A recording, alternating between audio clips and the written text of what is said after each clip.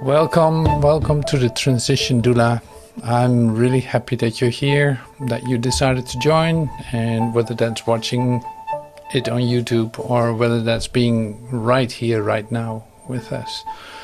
I really appreciate that, and that you take time, that you are inspired to be here and to see this as an incredible opportunity to experience a shared moment of a real relationship. And that's so beautiful about this. You can feel that right from the start. It's like the only thing you remind me of is reality of my Christ is right here with me. It's like that is what is so real about this relationship. It's like I don't have to do anything for it. Except there's a recognition taking place that reminds me in the presence of that what is my dearest friend, and that's what I feel. So that's thank you so much for that. It's so incredible. Before we do anything, I want to include in someone who has passed. And it's from one of us. And I want to just spend a moment to be quiet with that. So it's like, yeah, Sue's child. Let's just spend a moment in quiet here. Just including in loving, standing still, feeling that presence. Feeling presence of everyone, of all that we love, of all that seem to have passed, of all that just seem to have left. So bring that in this moment, just for a couple of minutes. We're going to be quiet.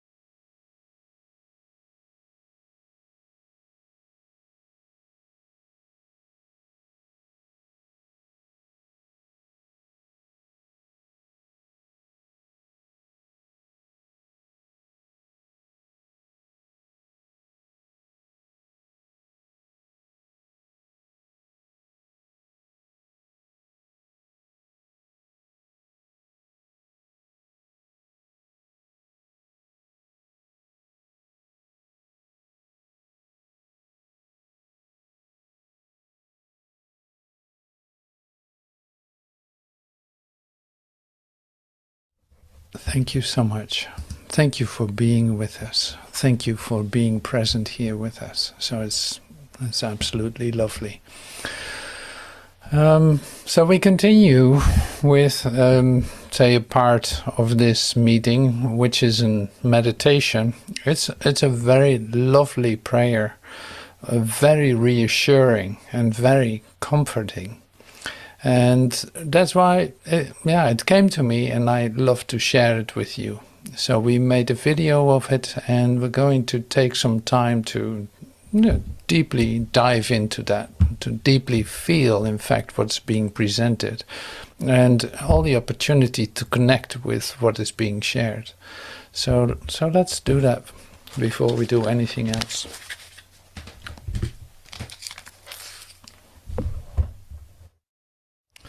My trust in you is God.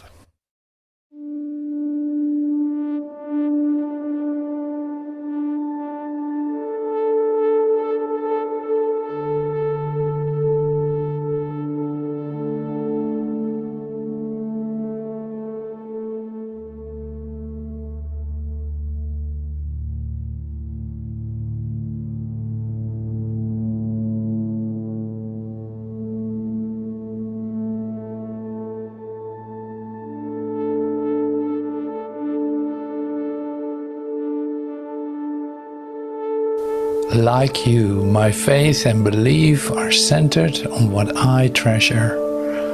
The difference is that I love only what God loves with me.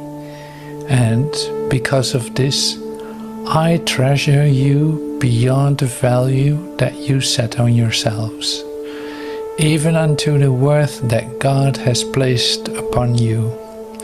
I love all that He created, and all my faith and my belief I offer unto it. My faith in you is strong as all the love I give my Father.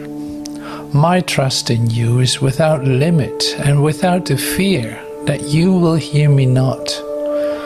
I thank the Father for your loveliness and for the many gifts that you will let me offer to the kingdom in honor of its wholeness that is of God.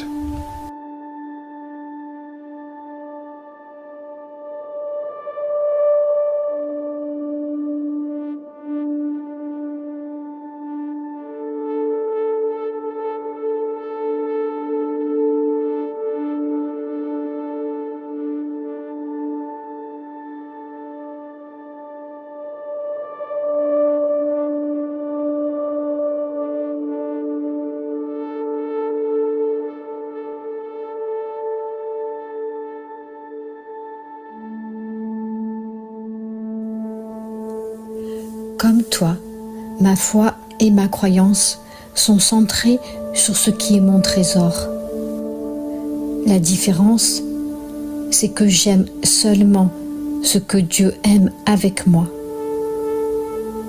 Et à cause de cela, bien au-delà de l'estime que tu te portes à toi-même et jusqu'à la valeur que Dieu a placée en toi, tu es mon trésor.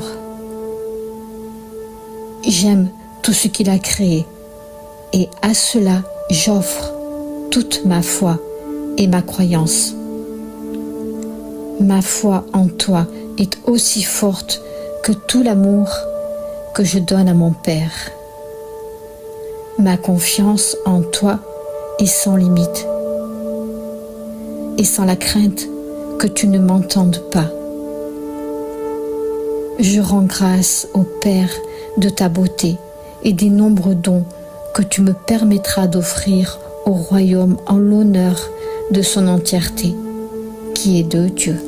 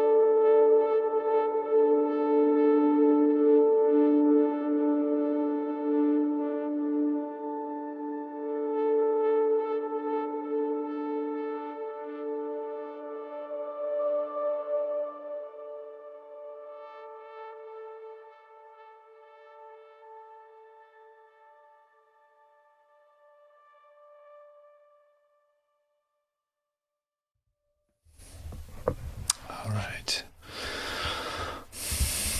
Wow, that's one way to zone out. Wow. Thank you so much for joining in the meditation. So continuing with the next part of this meeting is a very specific part. And the transition doula. In fact, we have pretty original subjects, you could say, or ways of looking at something, at a certain theme or as a certain thing that is happening in becoming aware of the processes that are taking place in you and the ones that are with you. And so that is always an eye-opener in a certain sense. It opens your consciousness to a new experience or to a whole new field. And today we look at something that you could describe as the paradox. The paradox is okay. There's eternal life, and here somebody appears to be passing. Suddenly there's no movement in a body. There's something else going on. Like there's a paradox connected to that, because the person is not a body, but still you go through a process. You see this body, and you're attached to the form, or you have a certain relationship with the form, you could say. Now, and this is exactly the part we're looking at today, and the way that we do that is from a book called the Course of Love. I have used it before sometimes, like in the 40 days, 40 nights. We used it in as a meditation a long time ago, and I've read that part, like the book 3 of the Course of Love, as an podcast.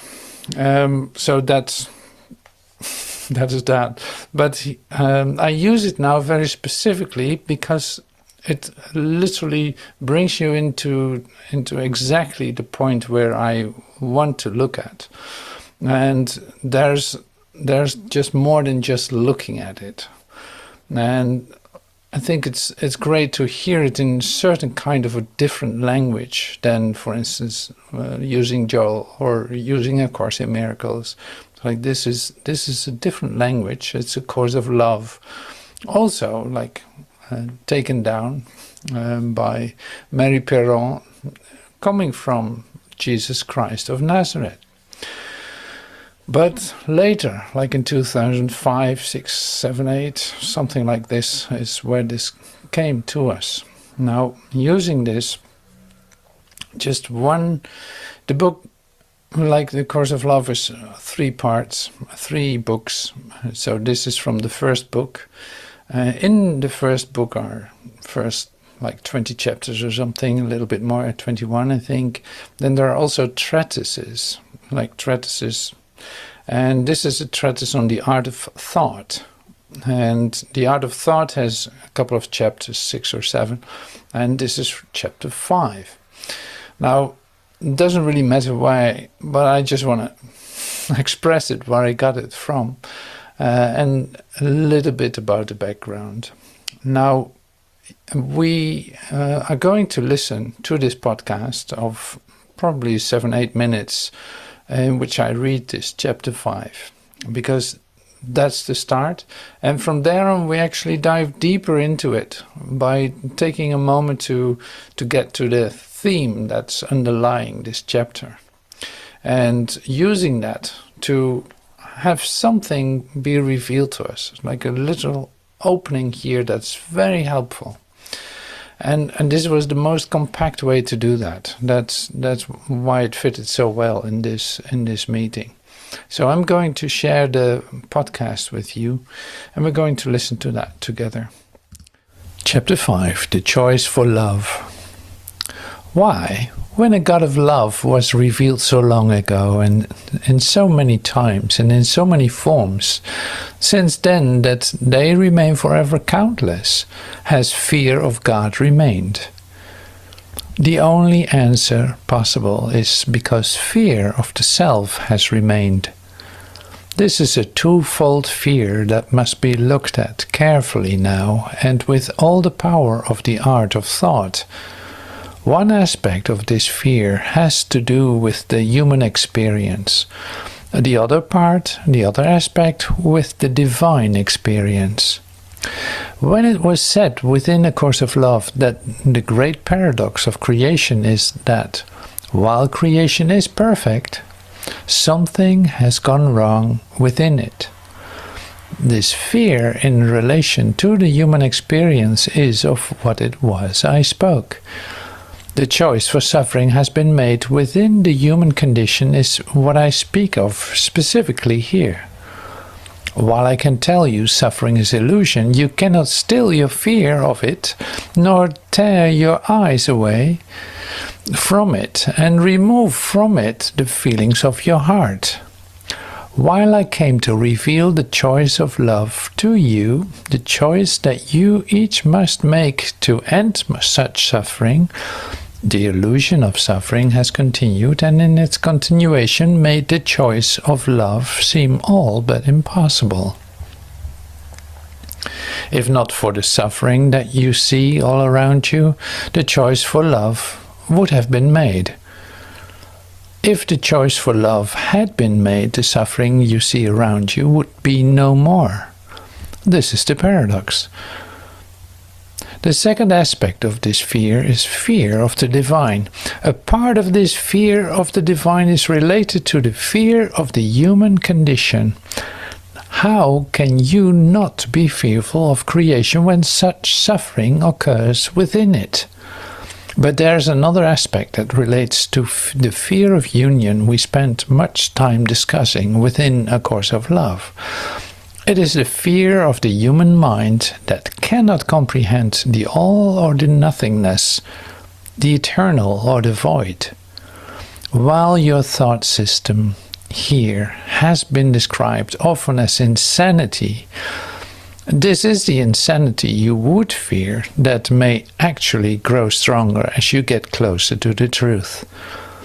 This is the part of you that believes this communication itself is insane, that believes that to contemplate miracles is insane, that both welcomes and fears visions and abilities as you see as being currently beyond your capabilities.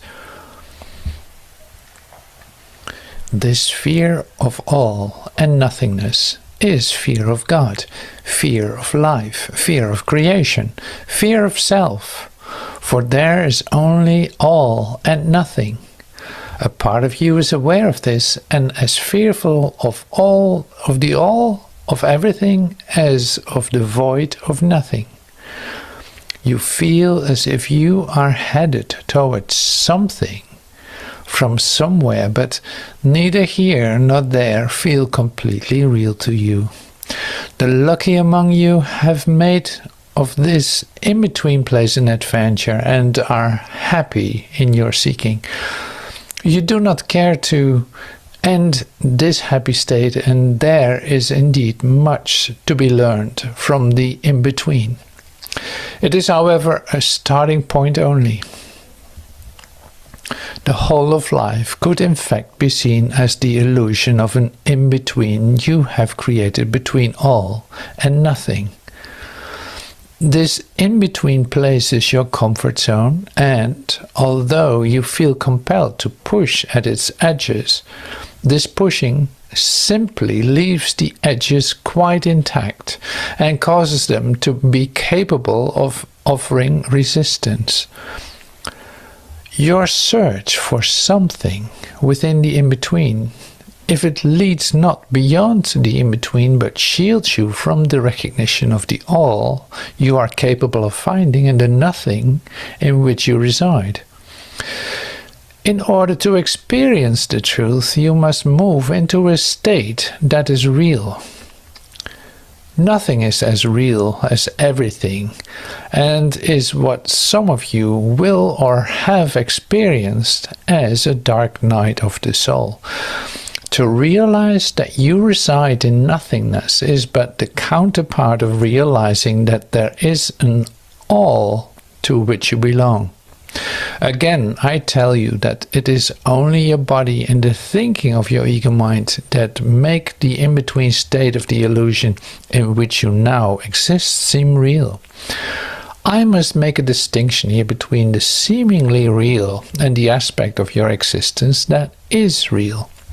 Your heart, as we have defined it many times within this course, must exist in the thought system that is real to you. The thought system of the ego mind is what has been real to you, and thus where your heart has been held captive. Thus, your real self is not present in the realm of the truly real, but is actually present within the illusion. This is why all seeking must turn within, toward the heart where the real self abides. There is nothing else that will free who you are but freedom from the ego's thought system. That the ego's thought system has kept you from this freedom is the seeming difficulty you experience in learning this study, this course of study, and the reason. When you have freed yourself, that you will look back and see how easy this one choice really is. The body, and thus the you whom you think you are, would not experience anything without the presence of the heart. The heart is the only cause of your experience here. When released from the ego thought system, the heart becomes the determiner of what you experience, since you know it as the cause. This is what is meant by mind and heart being joined in union, or being wholehearted. It is the real you, or the center of yourself, being joined with the only thought system that is real, the thought system of the truth. How could a thought system based on anything but the truth lead to anything but illusion? The here that you experience is the experience dictated by the ego mind, and this experience is all that makes you believe you are other than who you are. Thus, the abolishing of the ego mind, as stated many times in many ways, must now be brought to completion. This is why I have asked you to choose the manner in which you would be once and finally convinced. You must experience the reality of the new thought system, or it will remain forever theoretical. You must let go of the foundation of fear on which the thought system was built in order to experience the new. The art of thought invites the experience of the new thought system by being willing to replace the old with the new. While this will at first be a learned activity and as such have its moments of seeming difficulty, it is learned only in the sense of practicing the mindfulness that will allow the memory of it to return to you. Mindfulness and wholeheartedness are but different expressions of the union of mind and heart. Mindfulness will aid you in remembering. Wholeheartedness will aid you in reconciling the laws of God with the laws of man. Through mindfulness, you will remember who you are. Through wholeheartedness, you will be who you are. It is in this way that you will enter a time of miracles, put an end to suffering, and thus begin to return to love. Yeah, it says it so plainly. I love it. That's why I have to laugh. It's like, yeah, it's so plainly. Well, wonderful. Thank you. I love to listen to it.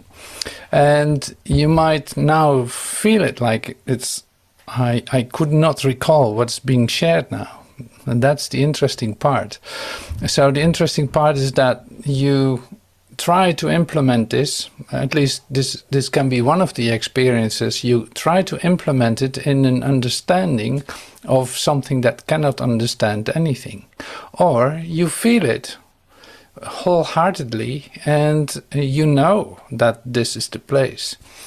Now, how is this useful for us today? Well, we're going to go through a couple of these expressions that we have heard, just to come to the main idea behind it, which is also being shared anyway. So I first want to bring it back to my own experience, because that is like helpful in the sense of this is where you look for it. So one thing that's being shared, and I recognize this very well, is no matter what is going on, like no matter how you have your spiritual activities, you could say, however you do that, there's always, like, if you have your focus on withinness, that helps you incredibly, and for some reasons. One of them is this: it's like any exposure to, for instance, listening to a video or listening to a podcast or listening to anything, spiritual instruction or inspiring words or music, it's like you use it to go within. And to go within is then really connecting with the heart, with the soul, with the heart, with that withinness. And why is that? Well, you could say it like this, and this is how I experience it and have experienced it for a long time. It is like, this is your workplace. It is where you do the work.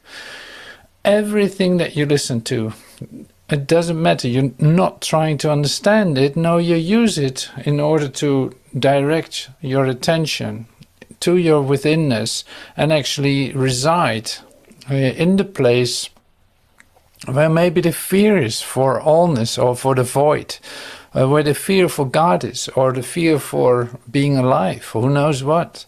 Like this is what you take to your withinness and what you experience there.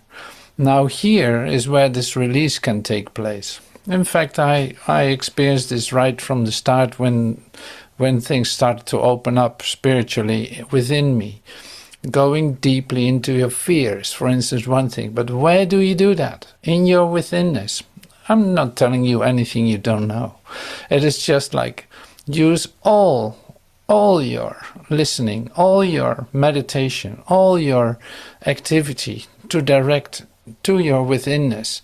And you see that this becomes your workspace. Literally, here's where the undoing takes place. Not that you are doing that, but you are willing to stand, in fact, on, you bring yourself into the dark night of the soul, as another way of saying it.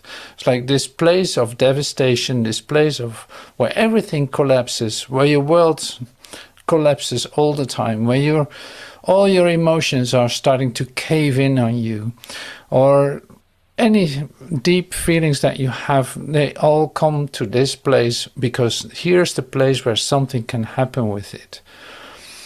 Like otherwise I would bring it up into a place of mental activity and into a place of where I try to understand what's going on, what's the reason for it, and where am I going, and you keep overthinking your situation. No, that's not going to happen.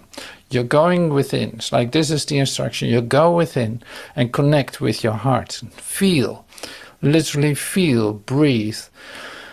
It can even, this is what I experienced many times. It is like giving birth to yourself. It's a real rebirth workplace that you have in your withinness. And this is just by you being willing to stand there and let it all cave in on you. Literally on your bottom, like you stay on your bottom. You let everything cave in. Here's your dark night of the soul. You don't have any direction here but to stand still and let it just happen. So all the ways that you have been trying to get out of this will pop up for a moment, but they also have no power, so they will be released instead of used. Now this is really great. So that's a very active healing spot within you. It's literally like, if you want to feel real, that's the place to go. Now here it has been said also in the Course of Love, the part that I shared is like, first you need to come to that place. You need to come to the place where you actually are real. Then you can experience reality. Then you can experience the allness.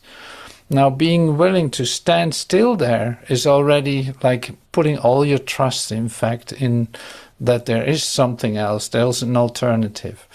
And like you wait, in fact, for the release moment. in your withinness. You wait for the release so that you can, in fact, sink deeper into the place where actually the light is, where the actual shift is occurring, where you can suddenly feel the gratitude and the comfort that is real for you.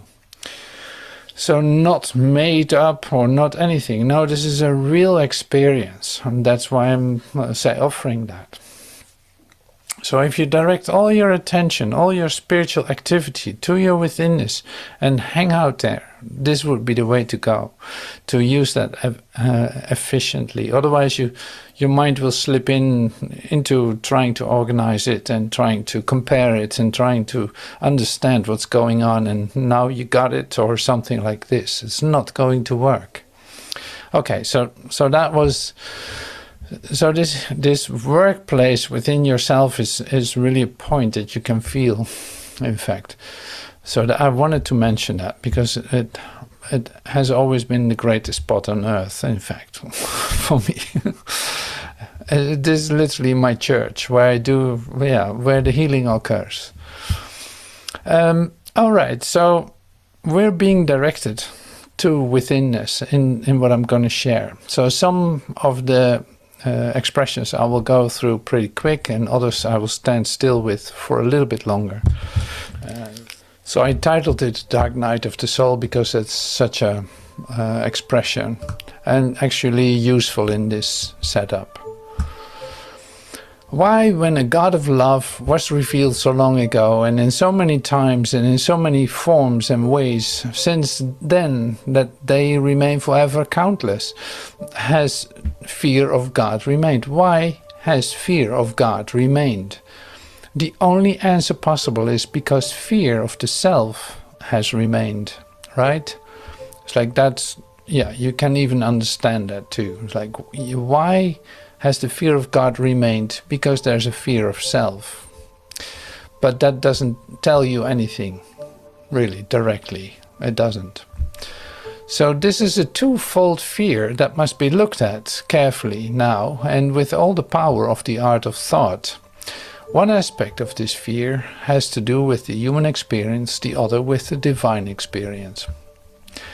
So the choice for suffering that has been made within the human condition is what I speak of specifically here. While I can tell you suffering is an illusion, you cannot still your fear of it, nor tear your eyes away from it, or tear your eyes away from it, or remove from it the feelings of your heart.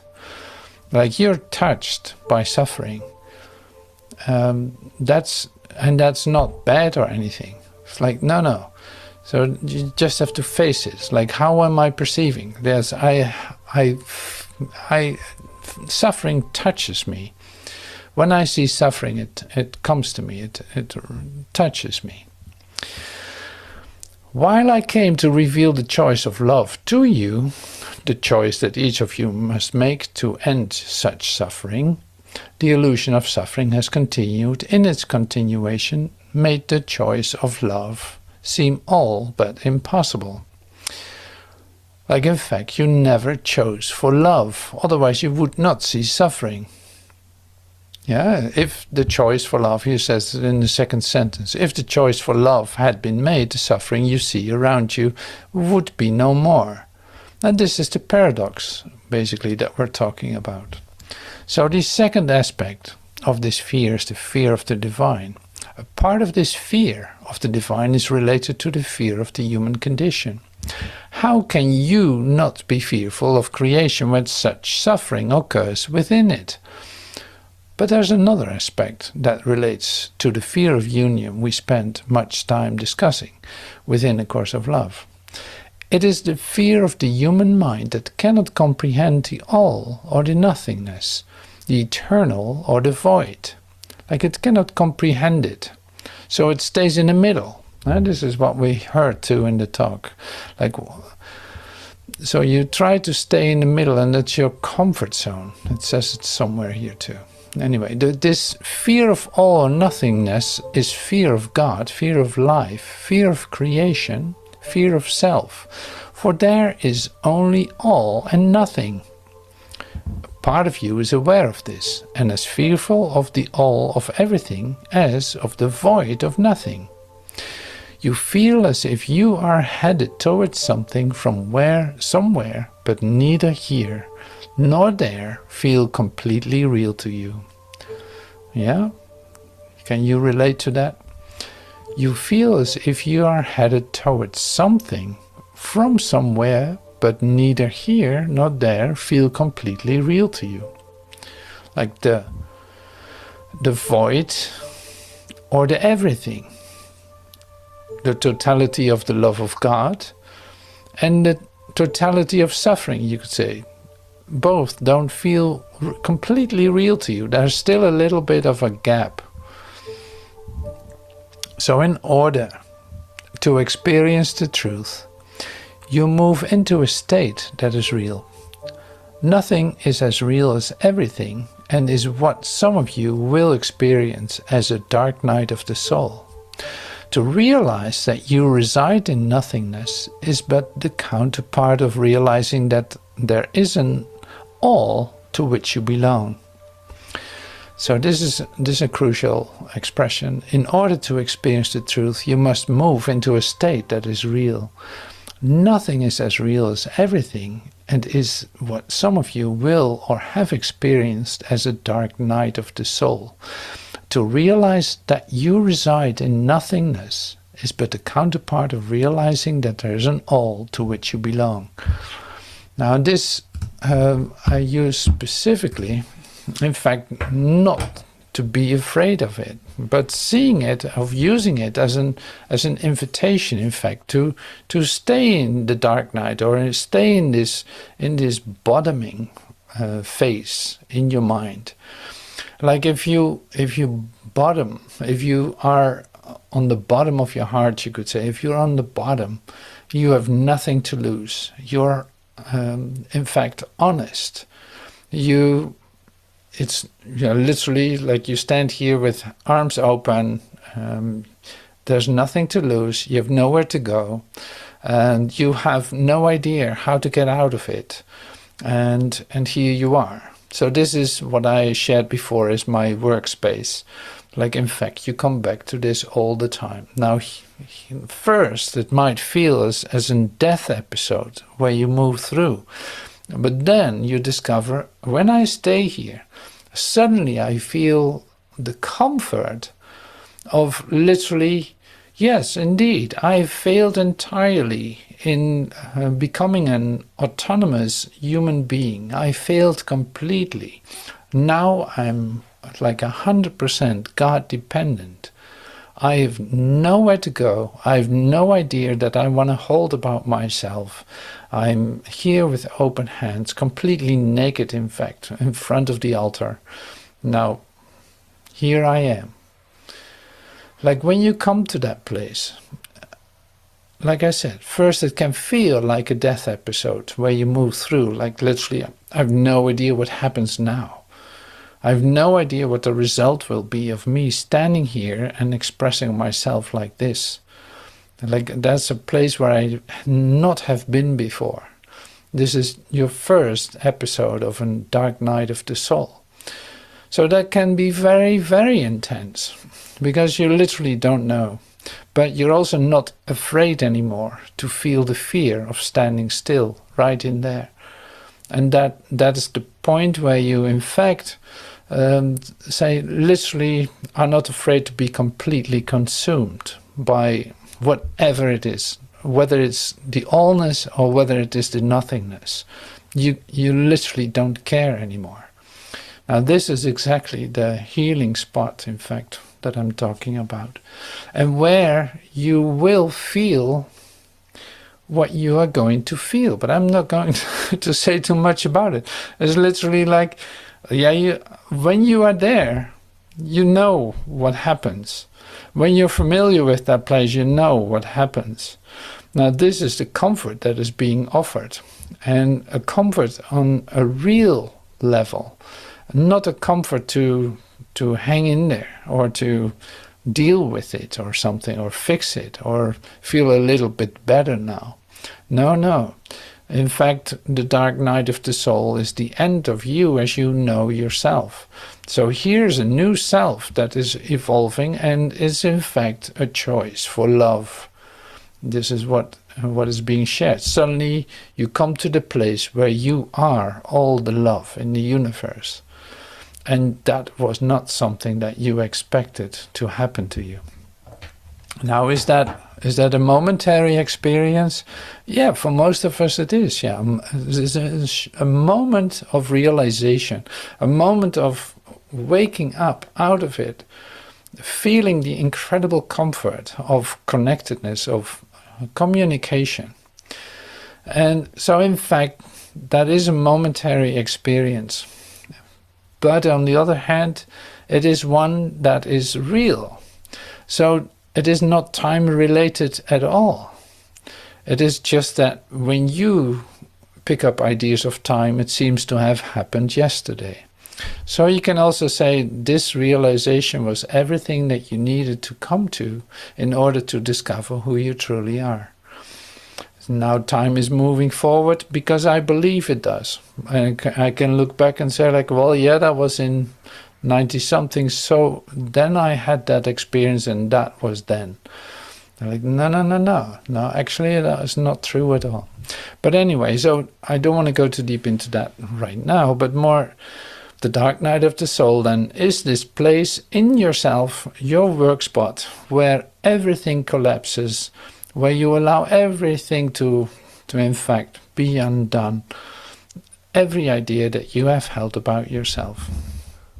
The body, and thus the you whom you think you are, would not experience anything without the presence of the heart. The heart is the only cause of your experience here. When released from the ego thought system, the heart becomes the determiner of what you experience, since you know it as the cause. And I love that. So it's like you always come back then to this. It seems like the thing that is left over is your heart. And that is your direction, that is your responder, that is everything there is. That is what is meant by mind and heart being joined in union or being wholehearted. It is the real you or center of yourself being joined with the only thought system that is real, the thought system of the truth. How could a thought system based on anything but the truth lead to anything but illusion? Now this is a really good question, of course, like how could a thought system based on anything but the truth lead to anything but an illusion? And this is exactly why you might be, circulating in your waiting for an experience. Like, why isn't that not happening? Why am I still not experiencing the presence of God? Why am I not going deeper in that? Now, literally because of this. It's like the place where you look for it isn't real. The idea that you hold about yourself having that experience is not real. Everything that you have read about it or have heard about it was, say, literally received with your mind, with your ears, with your idea about an understanding about it. So that cannot lead to the actual experience. That's why I'm referring to this withinness. Wherever you are listening to, whether you're listening here to me, don't listen to the words that I'm saying. Just use this to go deeper and deeper and deeper and deeper inside yourself, forgetting about everything that I'm saying, but just having as a direction to go within in order to come to the place where there's your workspace, you could say, where you are allowing yourself to completely bottom out into having no ideas, but only one single desire to let this all be undone. Not knowing what the next step will be, but being completely open-hearted. So that's in fact the very specific point that I wanted to share today, because it's very useful in the transition doula, for the transition doula. So you lead, you help yourself going into this place. It's like this is where the transition takes place for you. This is where you actually come in touch with the real you. What that, if anything occurs that is real, you will have to come to that place. Otherwise, you're still circling around in a place that isn't real. So the result of that is also not real. And that's not what you're doing here. That's not what you want. So I thought it was a great expression that came to us here from A Course of Love. And yeah, if you want to have more details about the Course of Love, let me know, or you can look for it, of course, online. And yeah, using it very specifically, it was very useful, and that's my experience with what I shared today. So thank you so much for your presence so far. We're going to head over to the non-public part of this meeting and see what happens there.